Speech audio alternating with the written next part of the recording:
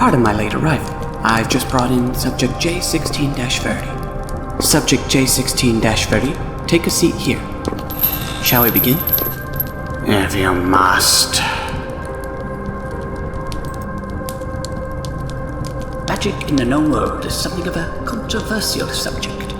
No one truly knows where magic comes from, as it is not written in the holy text of the Liber XD. Some claim that it is merely just another one of Gion's creations. Others claim it was a last-ditch weapon crafted by the dragons and Fraxinius in the First Grand Crusade. And some claim it is the byproduct of blood mixing between humans and demi-humans. Due to its absence, though, the only reasonable assumption, in my opinion, is that it must have appeared sometime after the time of Scripture. Regardless of its origins, magic has been around for thousands of years and has been fundamental in shaping the known world as we see it today. Even our maps have had to be redrawn as powerful magic has cleaved continents apart in bloody wars. Despite its rarity, it is still too common and too potent to ignore. Yes, but to understand magic, one must understand the rules of reality. When Gion created our world, it was Upa who made sense of it with the rules of reality. It is the law of nature that all things abide by, from how time passes, to how the sun rises and sets, and how an apple falls from a tree, to how the air fills our lungs, and how our bodies rot and make way for new life. Every single thing in creation is ordered by the rules of reality. Without these rules, all of Gion's beloved creations would collapse in paradoxes. As far as we know, all living creatures, and some undead, can be born with the ability to perceive and alter these rules of reality to varying degrees. In the trade tongue, these people are referred to as mages, but around the known world they are called many things, such as Draui, Omnio, Enchantor, and Magwai, and so on. In the end, they're all the same thing. The rate at which mages are born varies between the races. Among the Vibevace and Kraberg, nearly all of their children are born with magic, whereas among humans, it is fairly rare. A child born with magic doesn't present itself right away, though. For many, they start to perceive the rules of reality around the age of pubescence. If one doesn't perceive by the time they reach physical maturity of their race, then they are not born with magic. Magic can be forced out of the child sooner, if they believe their life is in danger. Perception of the rules of reality is not like how humans and most demi-humans perceive the known world, for even the blind and the deaf can perceive it. As has been described by mages in their texts, it is more like taking in the passive micro-causations and effect in every interaction of the world. So long as their perception of reality isn't majorly altered or entirely impaired, they can still perceive the rules of reality. Mages can and have written down what they perceive the rules of reality as, but to anyone else it would appear as abominable arithmetics. Each school of magic studies a different aspect of the rules of reality. For example, thermomancy can alter the properties of heat, such as freezing a cup of water or setting fire to kindling. Hydromancy can be used to alter the flowing behavior of most fluids. But there are schools of magic that can delve deeper.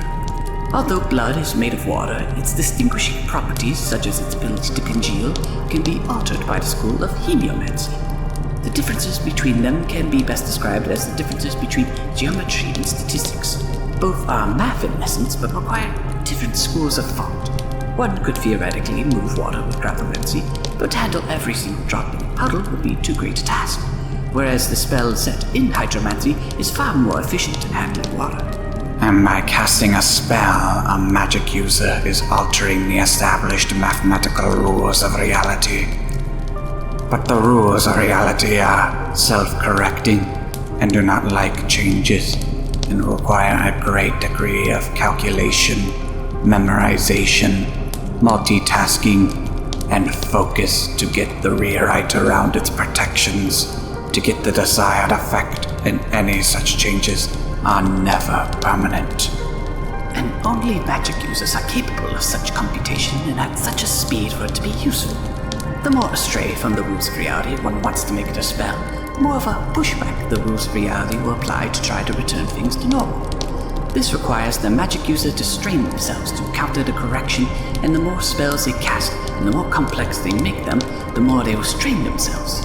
A spell's effectiveness is determined by how few errors it has, how efficient the spell is at getting around the corrections, and the concentration of the magic user. And some magic users carry tomes and notes of the formulas to reduce the memorization needed. But being caught with one is a surefire way of being discovered.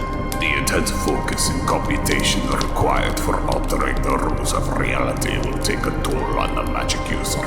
The more casting they have to do without rest or amplifying potions.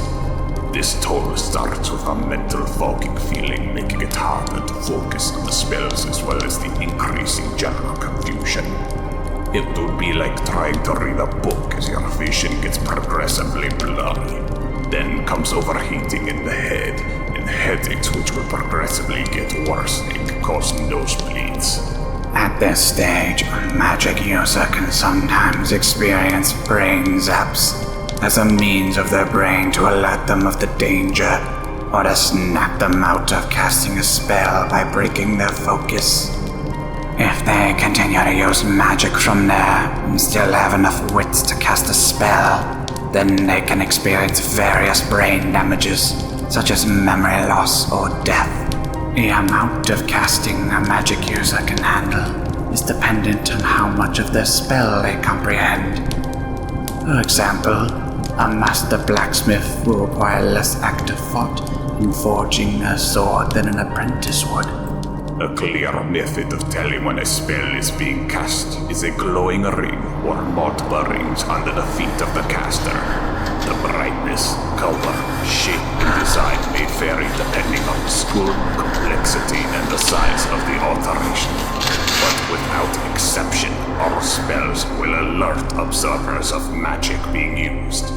If one were to study them long enough, even a non-magic user can be somewhat accurate at estimating the type of spell the mage is casting. Of course, this is just scratching the surface. To learn more, we would need more time.